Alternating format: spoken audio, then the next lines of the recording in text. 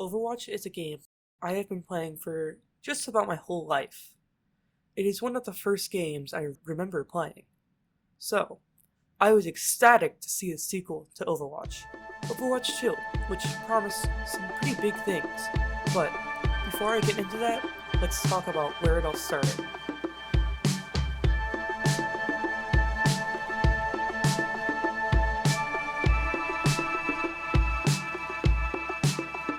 May 24th, 2016, Overwatch launched and quickly became popular, even winning Game of the Year in 2016. It also popularized the hero shooter format and was undoubtedly the king of the genre. Others tried to knock it down, but none were able to, and it stayed like this for a long time. And Blizzard updated the game with new heroes and maps and buffs and nerfs for characters for a while. But on April 4th, 2020, they all of a sudden stopped updating the game.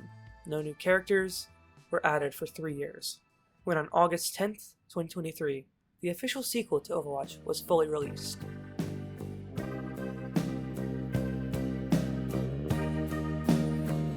It gave very little to the PvP part of the game. Mostly it swapped from 6v6 to 5v5.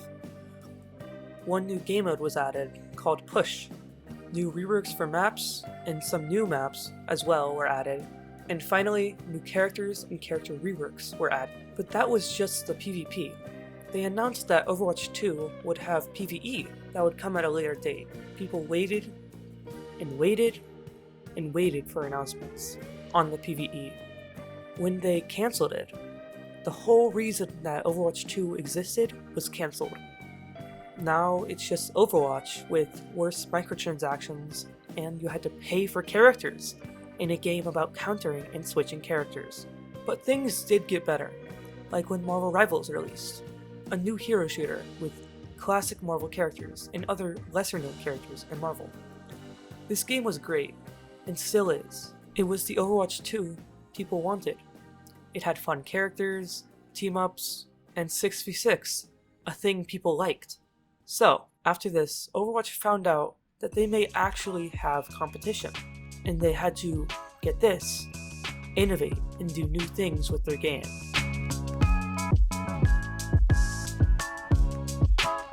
So they tried a thing called perks, which gave you small buffs for characters if you kept playing them in the round.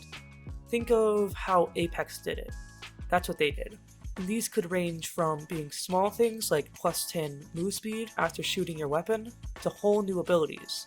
So this was a cool new thing in Overwatch. Then, after that, they added a new permanent mode to the game, Stadium.